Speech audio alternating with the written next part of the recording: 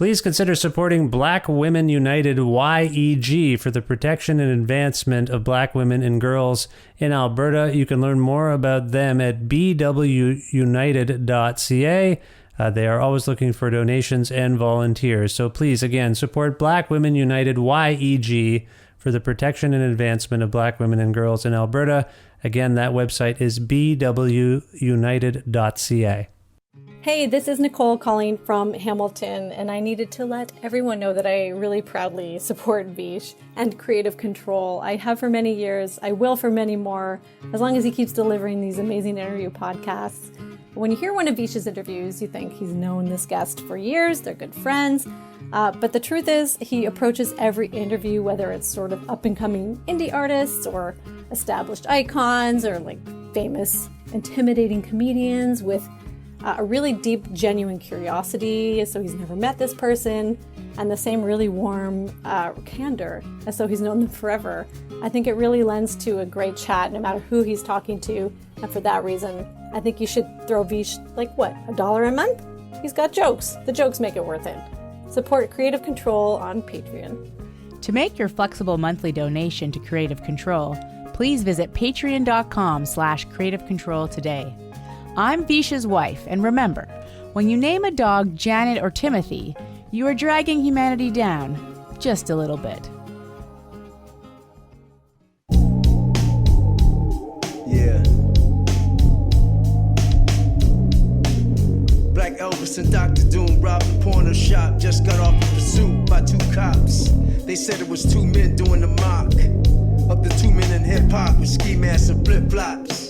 Black getaway car hitting the Lincoln Tunnel hard, followed by 62 DTs in the squad. Kool Keith is one of the greatest and most prolific hip-hop MCs of all time and hails from the Bronx in New York City. After his pioneering rap group Ultramagnetic MCs broke up in the early 1990s, Keith established himself as a superstar, letting his imagination and creativity run wild, conjuring mysterious alter egos like Dr. Octagon, Black Elvis, and Dr. Doom, among many others, and he's worked with hundreds of people over the last 25 years.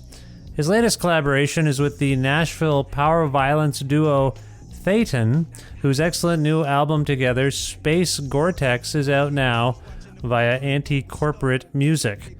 Now, I've long wanted to have Keith on this show, and the opportunity to speak with him finally presented itself. However, we could only connect via a cell phone whose number was somewhat secretive until the last minute. But we did connect, and we talked about things like Edmonton, Alberta, pandemic life in the Bronx, his thoughts on the Black Lives Matter protests and police violence, political hip-hop and average rapper lists, average breakfast cereals, what he makes of contemporary rap music and making visual music of his own, his future plans, and much more. A part of the Entertainment One network with the support of listeners like you who follow and subscribe to this podcast and spread the word about it, and make flexible monthly donations at patreon.com/Creative Control, and Massey Hall's concert film series live at masseyhall.com, where you can stream dozens of 30-minute films for free, including performances by past podcast guests like Shad, plus in-kind support from Pizza Trocadero, The Bookshelf, and Planet Bean Coffee in Guelph, and Granddad's Donuts in Hamilton. This is the 548th episode of Creative Control, featuring one of my heroes, rap or otherwise, just one of my heroes, Kool Keith, with your host, me, Vish Khanna.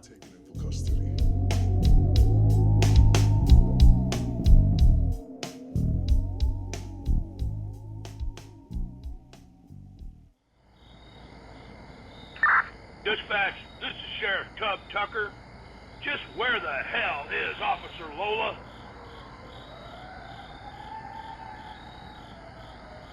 Does anyone have Officer Lola's 1020, God damn it? Hey Keith, how's it going? How you doing? I'm all right. I'm here in Edmonton, Alberta, in Canada. Have you ever been to Edmonton, Alberta? I think I did. I've been up there, did a show up there, Edmonton, Canada.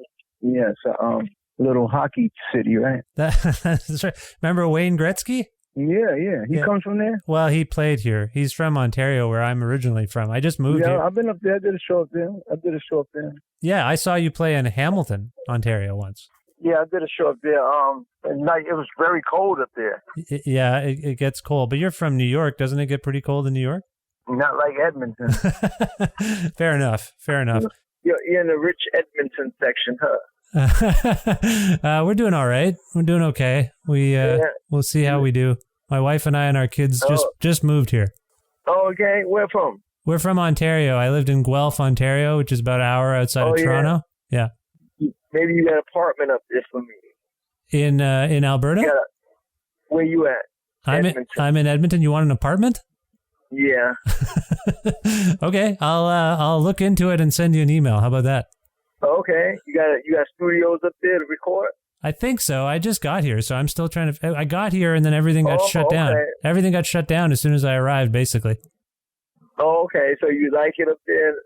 Yeah, it's cool. For the minute. It's good. It's good. There's lots of music festivals and lots of arts. It's a lot of hockey up there, huh? Well, I guess. I don't really care about hockey. My son and I like to play basketball.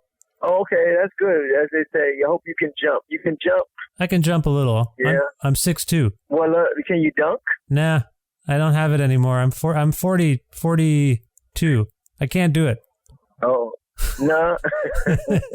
Can't do it anymore. My son is 8. He wants to dunk. He's working on learning how to dunk. Well, I can tell you how to get it. You can lower the basket. Well, when we were playing on low baskets, we were dunking all over the place. That's true. That was no problem. I can't get up to 10 feet. You can dunk backwards if you lower it down. Oh, man. Lower it. He was blown away. I was doing 180s, 360s. He couldn't believe it. 180s? Yeah, absolutely. He couldn't. Oh, lower it down to your waist. You can do all kinds of. Yeah, no, it's good. Everyone's good. We're healthy. Working, everything's all right. Yeah. Right. So where in the world are you today? I live in the Bronx. You're still in the Bronx there? Yeah. Yeah, I go back and forth to California sometimes. Do you have a preference? But I like the Bronx. You like the Bronx? Not really. I like living in New York. It's interesting to write lyrics. A lot of scenery. You know, you never run out of ideas. Well, comedians often say that. Comedians who have lived in New York and California say that they get more inspiration as comedians being in New York, and there's nothing funny about California. Would you agree? California is more clear-minded and skateboardish. More like just going up to Venice Beach and riding up to the mall or something. It's not as many visual ideas as New York, but it's enough more of the like a city, like more of a southern city. Okay, that's fair enough. Now you are living through the same stuff we're living through. You're in the Bronx. What is the Bronx like, both with the COVID-19 pandemic and then also the police protests? How are you doing being in the Bronx right now, Keith? I see everybody got on the mask in the Bronx. Everybody has on masks, and it looks like a hospital, an urban hospital. The only thing that is kind of messed up is everybody's online is real ghetto, to buy something. Very, just everything of how things are constructed. To buy a pair of sneakers, you got to wait online, and it doesn't look too cool. Doesn't look too cool. It looks very third world or something, third world. I feel like you made masks kind of look cool as Dr. Octagon. Would you agree? The mask? Yeah, like I feel like... he did have a mask. I remember. He did have a mask. Yeah. So he was already ready for that. I feel like a lot of Dr. Octagon maybe predicts some of what's happening now in terms of living through something like the pandemic. What do you think? Oh, I hope I didn't make anything. I didn't pre-start anything. I don't want people to wear masks forever, but it looks crazy. I mean, a lot of people say it's the regular flu or pneumonia or something, but they count it as COVID-19. Do you subscribe to these theories that this COVID-19 is just like a cold or a flu?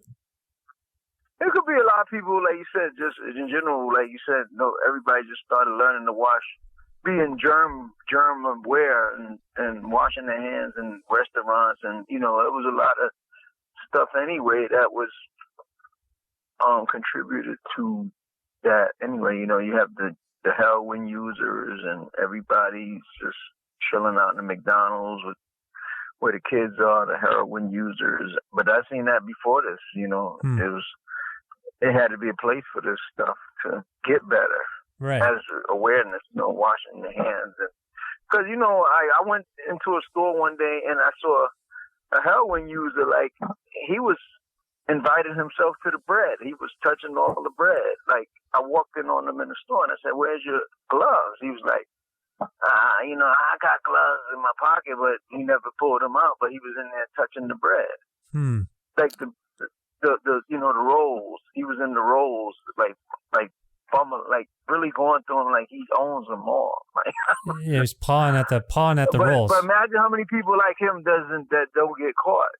Right. Exactly. So these were open bread buns, like open bread, like the bread you buy for, like butter rolls. He was just touching them with his heroin hand that he shoots his needles with and all that all day, and I caught him. Yeah, it's obviously very desperate and confusing times for so many of us. How are you coping yourself personally? Are you trying to not touch people's rolls? No, I wouldn't do that. I was so nasty of him to do that. Right. I just thought he was a nasty man. I mean, somebody would have reported him or saw him doing that. He just looked so nasty of him doing that. I told my mother about it. She was in disgust.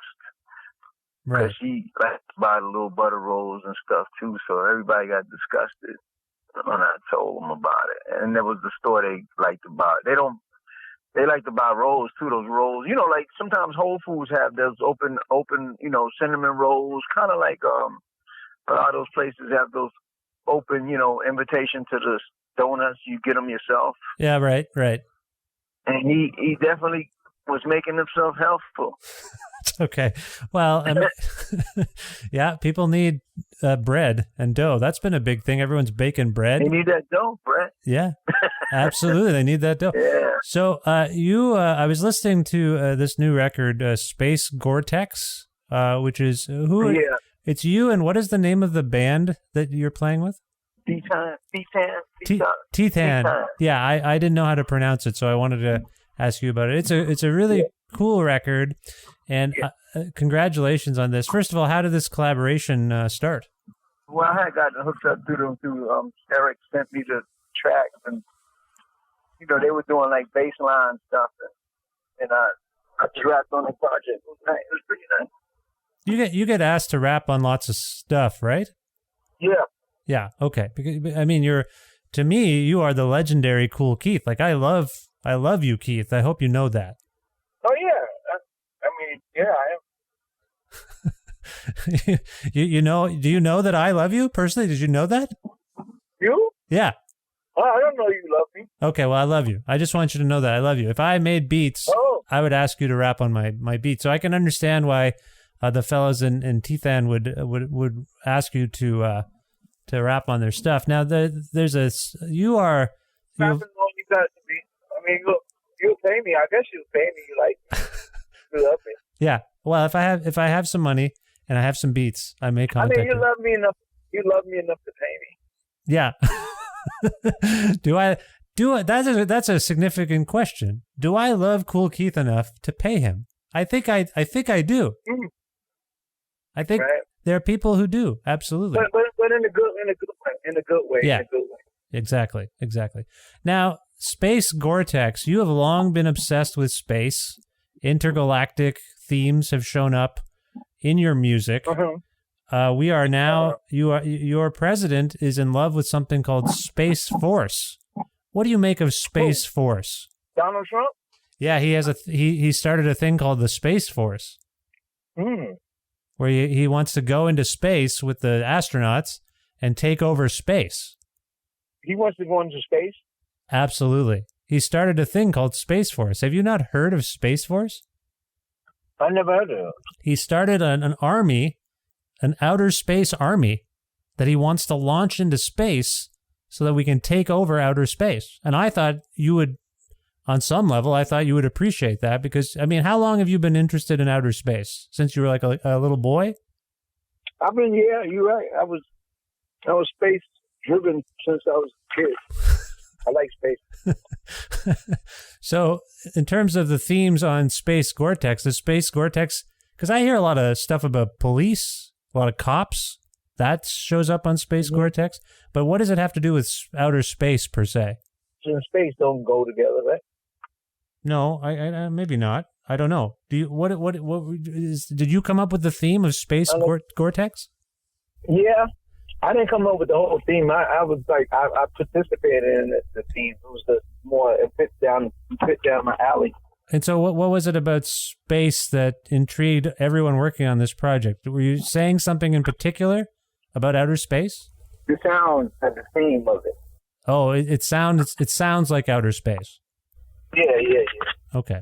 Now, in terms of the police stuff, what is your relationship like with police generally, Keith? I mean, they do also show up sometimes. Cops show up in your work. What was going on with this record in terms of the skits and the police that show up?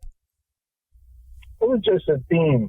There were some themes in acting, and it was like picture movies, like soundtrack movies. You view this as something like more visual. More visual. It's like a movie almost. Mm-hmm. Okay. All right. So, more visual. Are you following what's going on with the police protests right now? A little bit, yeah. And what I think it's disgusting. You think it's disgusting? What part of it exactly?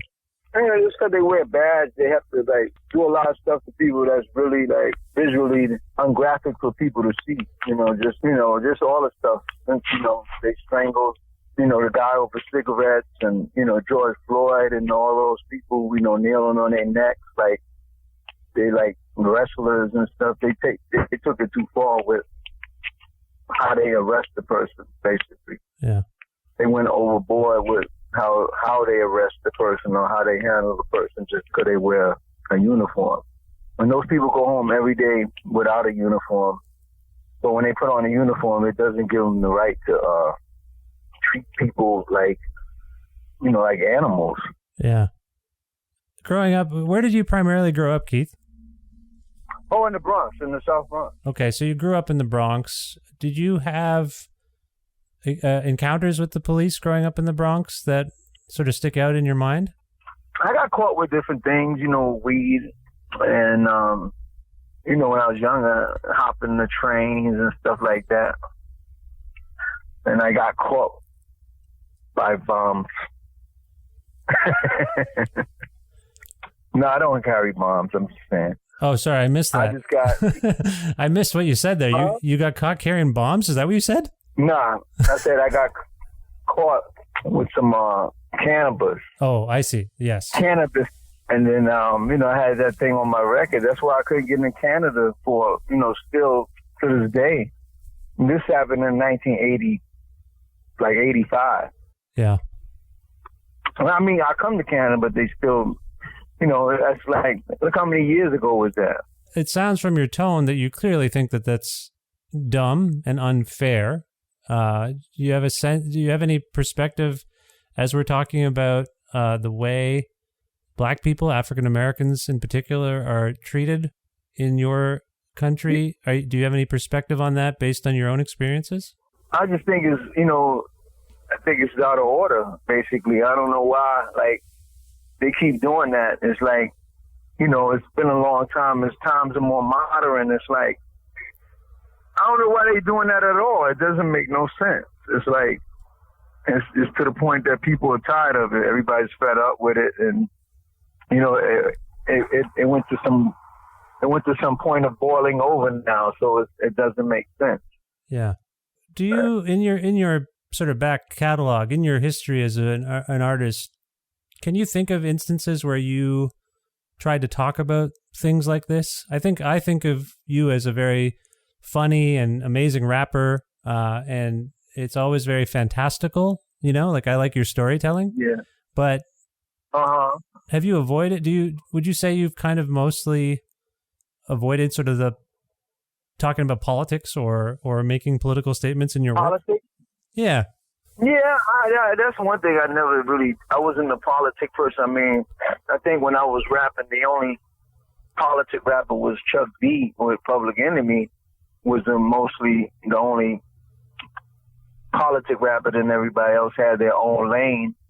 I think what happened was now a lot of people more are trying to be in politics, now everybody wants to be Chuck D, so I respect the Public Enemy doing it because they were like one group to take the energy on for the people. And, then me and, my image of me and Stan was to be like Sci-Fi. Then whoever else was, Big Daddy Kane was who he was and so on down. But everybody else, now is trying to be a politic person, just use it as get a couple clicks or some views, which is like, to me, it don't register. Like you said, I don't mind talking about a political issue, but if I'm doing it for just to get in the public eye because it's the time right now to do that, I don't feel it's necessary. But do you feel compelled? Have you ever felt compelled to write a song that speaks to such issues and then sort of stopped yourself? Like I know you express yourself very freely. And so I wonder if you've ever sort of thought, I kind of want to do this, and then thought, man, that's not really what Kool Keith's about. Have you had that impulse ever to write a song that kind of expresses your feelings about such things? I mean, I write songs in my own way, but I don't spend a whole record doing it. I might talk about something that's a bad issue, but I might mention 2 or 3 lines about it. But people are going with the song, but I don't. Some people might want to make a whole song about one particular issue. They'll make a whole song. Like NWA did Fuck the Police, but some people, do a whole song. I might do just a line about it. Some people are, like you said, some people are fame. They want the fame, so they'll start getting those political conversations just to be in the limelight. Yeah, you don't seem to be someone who does things for fashionable reasons. Is that fair to say? Yeah, I don't want to, like you said, I don't want to get on my Skype and, try to get on Google, just because I said something about George Floyd right now. I'm aware of what happened to George Floyd, and I'm sorry for those things that happened and stuff like that. But, his family handled those issues, professionally and stuff. But my thing is that I don't want to get up there just trying to get some fame. Like some people who just want fame, they don't know the real cause of what happened. And, only the man's family has a better view of what they think should go about other than, somebody else trying to voice the issue. They just trying to get some fame. Yeah. Yeah, that's fair. Do you think that people who do write songs like the ones we're describing, like the sort of more political songs or even these protests, do you think that they're going to have any of these things have a positive impact or, are effective in making change? It depends on what the people think. It depends on what the people think. Some songs came back later, like you said, the NWA song came back later today. So some songs that Public Enemy wrote, some songs stick for a while, but we try to do something now. Some songs stick, some songs don't. Do you feel like you have a sense of your own legacy in terms of like a record you made or even a song that you wrote that seems to still be resonating, that people still lose their minds over? People love Blue Flowers. Like it was a song that was political. They like it. I guess the chorus is maybe like euphoric. To feel Blue Flowers can be a nice day. Flowers can be a day to get high. Flowers can be a day to feel good. So that's one that you feel like people still think of you with Blue Flowers. Is there? They think of me with MC Ultra, all kinds of stuff. I think it's a lot of songs. Yeah. A couple songs, 2, 3, 4, 5. Yeah, no, I think people like all my stuff. People like all my stuff. I think people like all my stuff because it's so much stuff. There was a period there in the late 90s and early 2000s where I felt like you were talking about how you didn't get your due, how people were copying your style. Do you still feel that way? Do you feel like you're getting the attention you deserve for what you're doing? Well, I didn't worry about the attention anymore because it didn't really do anything for me. Like, I just kept on making music and doing what I normally do. I couldn't worry no more with the critics and, who's the top 10 rappers and who's the top 5.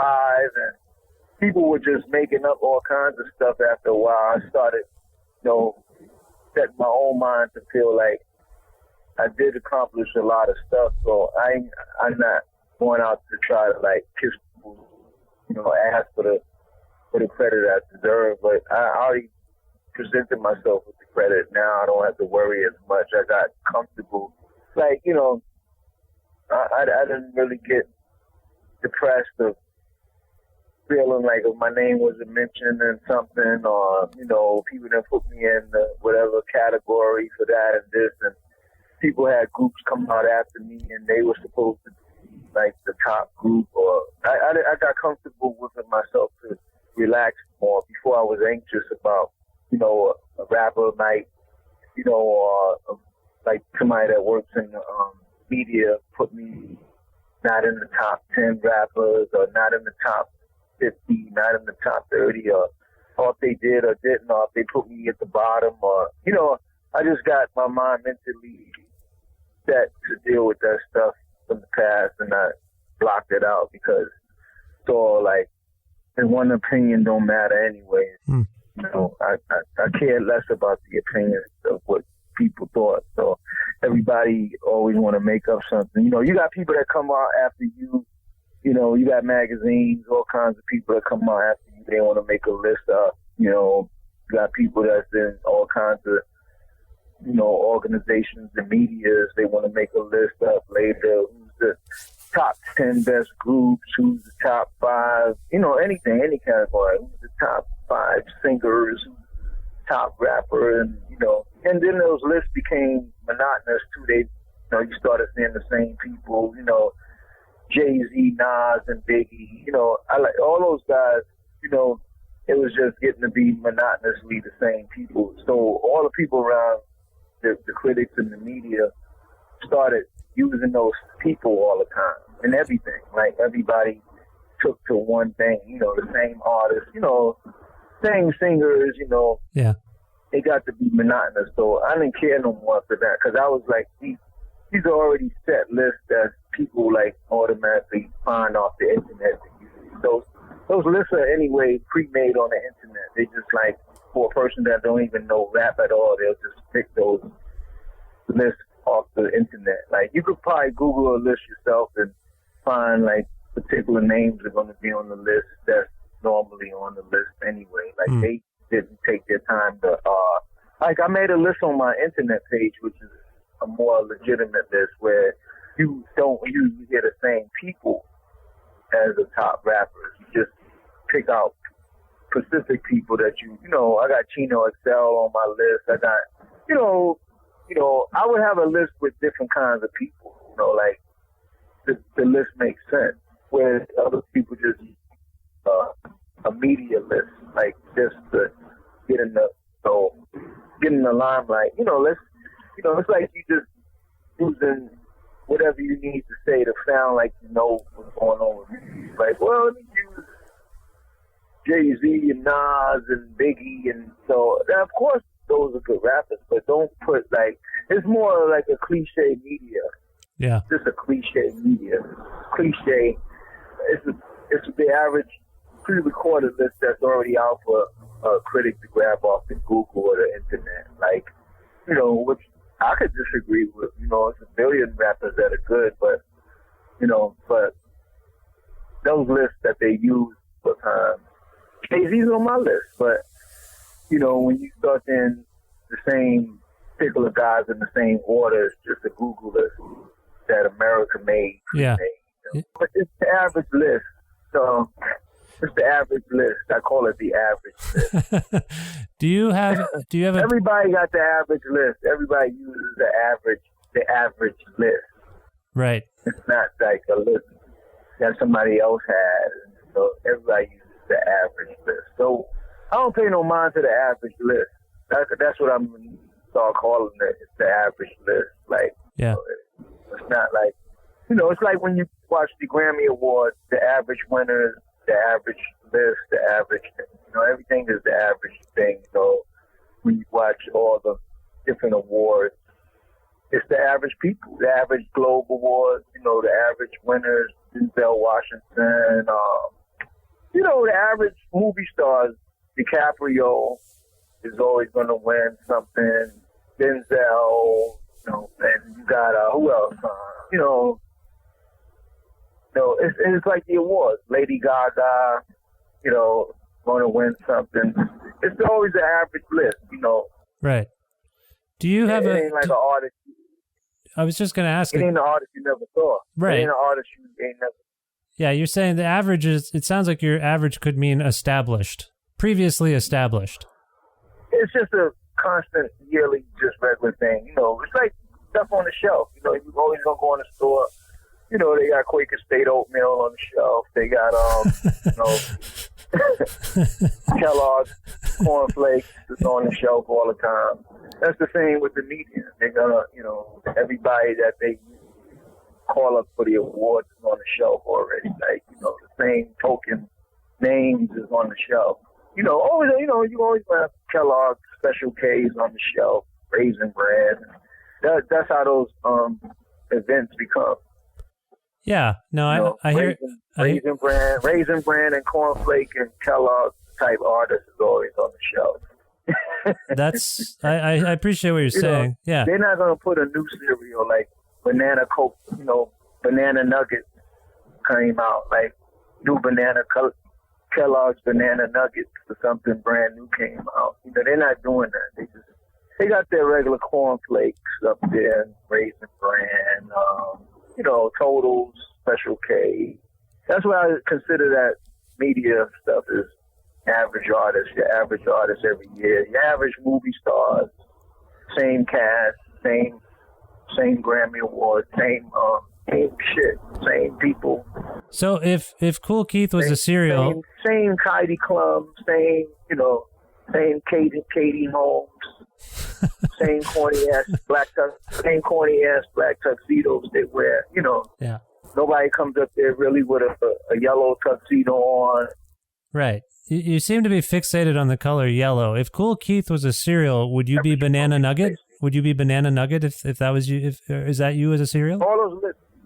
Yeah, I'll be different. There's other cereals on the list. Sugar Smacks, all kinds of shit. Diggum Smacks, Honeycomb. But they just keep showing cornflakes and Special K and, the same shit, Sure. Frosted Flakes, the same, Tony the Tiger's still the same shit up there. Brand, Wheat Chex. That's those artists. They the same shit that's on the shelves all the time. But they won't have, you won't see Honeycomb and Apple Jacks, which are big records. The same as music, big artists, big movie stars. Right. You're not going to see Honeycomb, Applejack, Sugar Smacks, who else is up there? All the shit, Cookie Crisp, Yeah, we don't have Cookie Crisp in Canada. We don't have Cookie Crisp. They outlawed it. We can't bring it up. You ain't gonna, they don't put the other cereals up. So no, that's fair. It's just a basic store that carry the same shit. All those functions. All those different BET awards, they just carry the same shit. And the people are programmed, by the same artists. And, they're going to always have Earth, Wind, and Fire, get a salute, everything, same stuff. It's a cliche organization. Cliche. I agree with you. I think Earth, Wind, and Fire should stop winning Grammys every year. That is a mistake. It needs to be corrected. Absolutely. I agree. May I ask you a general question about hip hop and rap music at the moment? I talk to people who are maybe my age and older, maybe younger, and they say, "Oh, it's not what it used to be. I don't know if I can get into the new stuff." Do you follow contemporary hip hop culture? Do you feel like, in a general statement? I know everybody out. Like, my radar of the music industry is still knowing from all genres of rap to knowing, like, and let's see, from knowing Flow Rider to Lil Wayne to going to what's going on in a rapper from the 80s all the way to right now, from anybody, from all rappers. You know, it's good to have a wide range of knowing what's going on musically. From 340 to just all ranges, to myself, to Migos, to know Paul Wall, Houston, to know any rapper, to know what's going on, to know what the music from every genre. From the circumference of LA to Jazz and Corrupt to knowing West Coast to East to Casual and Oakland, Del, Funky Homo Sapien, and to know every range of the rap all around region, to know Southern rap, to know Florida rap, to know any range of rap. So you know Cardinal Fisher, Cardinal, Cardi, yeah, all that, Drake, all rappers, all rap lanes of rap, from the girl rappers to the guy. I still know currently, past, future, and stay knowing what's going on. So you know it all. You know it all, but do you like a lot of it? Do you like a lot of the sort of newer stuff that's coming out? I like it. I like the pants. I got into the skinny pants. I bought a couple pairs of skinny pants. I'm wearing them. They fit me real good. I've been wearing. I like what's going on, but there's a couple of things that I dislike. I dislike the people who don't like what they're doing, because you had a time to do what you did, so you can't get locked into your time to say, well, what you did. Maybe some of their substance is a little bit impure, but you can't knock the culture what they're doing, because they doing something different that you doing too. But people get locked into, like, okay, when the time, when Ready for the World came out, a new group today don't have to have Jerry curls. We're activated, they're shaking around. You know what I'm saying? Mm-hmm. Mm-hmm. So you have to respect each and everybody's time of appearance and fame. And I do that. So, but I was ahead of my time anyway, so I feel good that the culture has caught up to what I was doing. So now that I'm doing stuff, I feel good. Like, we do have some competition and competitiveness of people that's wearing different kind of clothes, futuristically.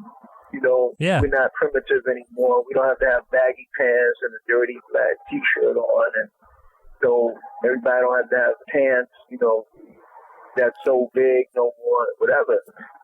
It makes you work harder. You got to stay slim to wear the new clothes. Okay, you don't eat everything up. Some people feel like, well, my time of music is gone because I can't wear the big dirty white T-shirt no more on my belly, and I'm drinking 50 beers. You don't want that no more. So they're mad at the new slim artists and the artists that are slimmed down and trim, and they don't got all kinds of defaults, and they're not all gray and they're not shaven. So they mad because maybe artists are grooming themselves. Right. You can't get mad because your time of being groomed is over. Like in the days when you could just put on Timberland boots, 3 rolls of fat around your neck. They're mad because that style is gone. I understand, but you can't do that. You can't do that no more. You have to adjust with the time that's going on. That's fair enough. That's fair enough. You said something about how maybe older rappers think that the younger rappers, their substance is impure. Were you talking about lyrics or the things they're talking about? No, sometimes they have impurities about their drug talk and their rap concepts about what they do. And, we have people selling drugs. Now we got people getting high with them in the music, but they do have the impurities of what they say as far as substance-wise. That's what I was talking about. I see. Okay. Cool. Well, Keith, I want to ask you what's coming up next. We're kind of talking about this new album, Space Gore-Tex. What are you working on after this? I just shot a video with my boy Wayne Campbell. Again, he's coming out But we got Cedric, my boy, Ced G's coming out with the song Delta, and I got a new video coming out called Ivanchi on my Saks Fifth Avenue project. Yeah, we got some good videos coming out. I've been doing a lot of videos lately, so visuals is a good thing. A lot of people should be glad that we're filming and stuff like that and looking presentable. And I think what's good now is visuals now. A lot of groups really can't do a lot of visuals because they're not in shape or they don't look presentable to get in the camera no more. And I'm glad that we're doing visuals, me and I got said that he got a new project coming, so we got a lot of stuff working, and he has a brand new project that's produced by Sharon. My girlfriend did his album. Nice. So a girl produced his beats, so it's going to be sounding good, and he has his first video coming out within a couple of weeks that we should be looking for, the Delta, and everything's good. We just filming stuff, and I've been doing a lot of films lately because Hollywood became, too rebellious against me. So as far as film and television, I film myself. I'm not going to be the dude to wait to, for networks to get into me visually and all that. So I've been filming my own videos, and it's better that way anyway. So, and then we don't have to, people don't have to try to do something phony and have you looking like a phony spaceman and putting marbles on your feet and jelly beans around your sneakers that look like lights. Right. Okay. Gluing jelly beans on my jacket so they look like they lighten up. So we took it in our own matters to do as much as our own visuals and stuff, but for futuristic looking and stuff like that with our own regular clothes. Nice. So and own designing, own clothing, own dressing. We don't have a stylist. We do our own dressing. A lot of these guys have a stylist and companies picking out clothes for them and stuff. We've been doing it for the last couple of videos. If you look at Angel and you look at T-Mobile, a lot of videos I have, Super Wave and No Doubt and Strip Club Husband. A lot of videos that I have. Pussy Hot, all kinds of videos. I've been dressing myself for the last couple videos. No record labels have been buying videos. I shot a video called Foot Locker with Paul Wall. But other than that, I've been doing videos. That's cool. So I've been having more fun doing videos. That's great. Like just videos is showing my appearance. I don't want to be an old man and looking like Grady from Sanford and Son in any of in the videos. Okay, no, that's good. It's good. I'm glad you're looking good. Yeah. I'm glad you're looking good and feeling good. Where can people go? Yeah. Where can people go to learn more about you and these videos? I see official koolkeith.bandcamp.com for your music, but all these videos and things you're talking about, where would you send people? You can go to Kool Keith Instagram. You can go to K&S Entertainment, and you can go to Videos Volunteer Media. Check out Volunteer Media for all the videos and all that, and Ced G and everybody for all the videos. Okay, cool. Keith, if we can play one song from Space Gore-Tex, which one would you pick? I like them all. I let you pick one. Okay. I like them all. You like them all. How about Yeah. How about Hallucinations? Hallucinations, that's great. I like them all.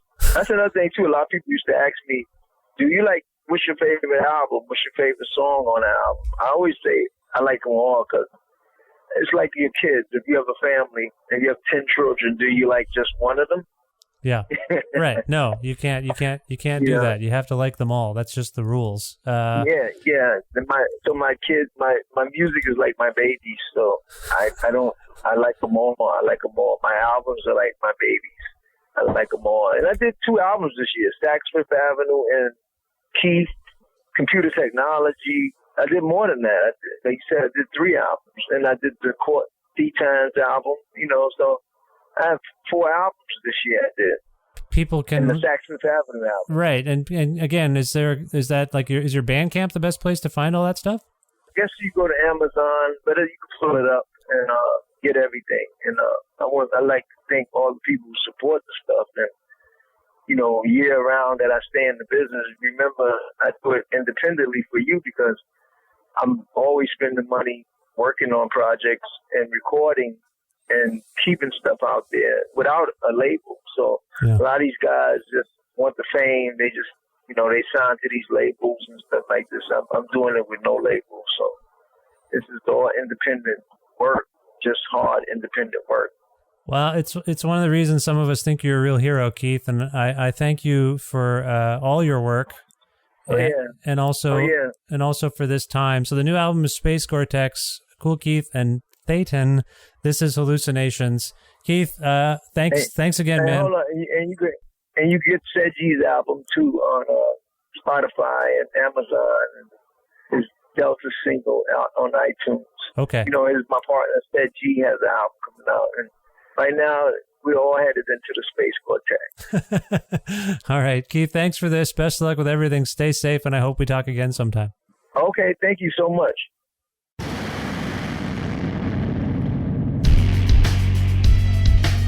Hallucination, Space Gore-Tex.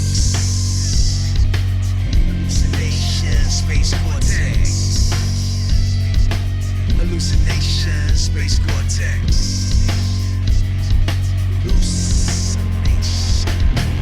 Looking out the window at the plastic crystal stars in the sky, the government spacecrafts flying outside, trying to capture Optimus Prime, the recreation station, peppermint patties in the equator. Metallic birds take messages around the curves, the height of buildings below 2 feet, the flying with one seat, sky sheep, where the Legion of Doom meet. Laser screen release, fighting the gruesome beast, the King Kong opponents. Light years ahead strategies, the solar system, largest moon, the globular cluster, the lunar crater, the studies on the Vector 1, while you eating the Burger King 2 for $6. In total darkness, the galaxies in HD, clear prototypes, detected in your section, supernova all over. Hallucination, Space Gore-Tex. Hallucination, Space Gore-Tex. Hallucination, Space Gore-Tex. Hallucination. EQ-30 probe, I can see the stars in the probe. Space the peak, riding on the top of the moon. In the Wrangler Terminator G, cosmic dust, it makes it very hard to see. Gamma ray burst, solar eclipse, scientists with chapstick for ashy lips. How many kilometers you need to flip? Some go out on disability with the surgery on their hips. They going crazy over who the astronauts hanging with. Who in the capsule, who researchers think they could tackle. A bunch of hyenas and jackals. Come to think Michael Jackson wasn't really Wacko Jacko. Wasn't Baron's cousin with a shirt full of mustard. Everything in your mind is cluttered. Come around in Jersey, speed around the track like Rutherford. This is for the customers.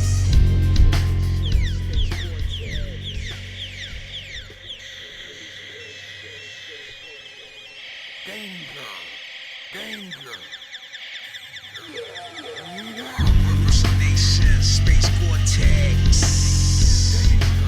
Hallucination, Space Gore-Tex.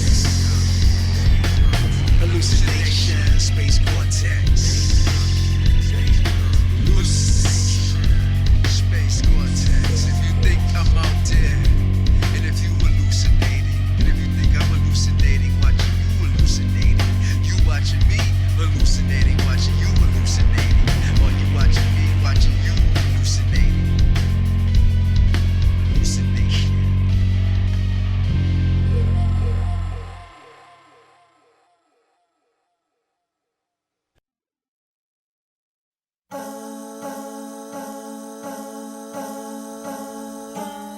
Amazing. Kool Keith was on the 548th episode of Creative Control, which is part of the Entertainment One podcast network, and is available on all Apple and Google platforms and other things too, like Spotify or what have you. Whatever you use, Creative Control is there.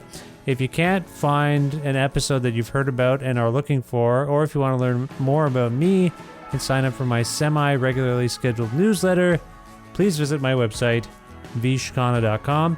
You can like Creative Control on Facebook, follow the show on Twitter, @VishCreative, or follow me directly @VishKhanna.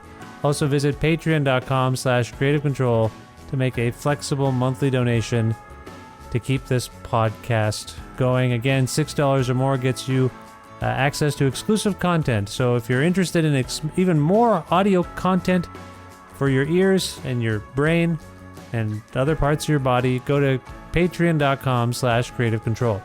Thanks again to live@masseyhall.com, where you can watch beautifully captured concerts by great Canadian artists.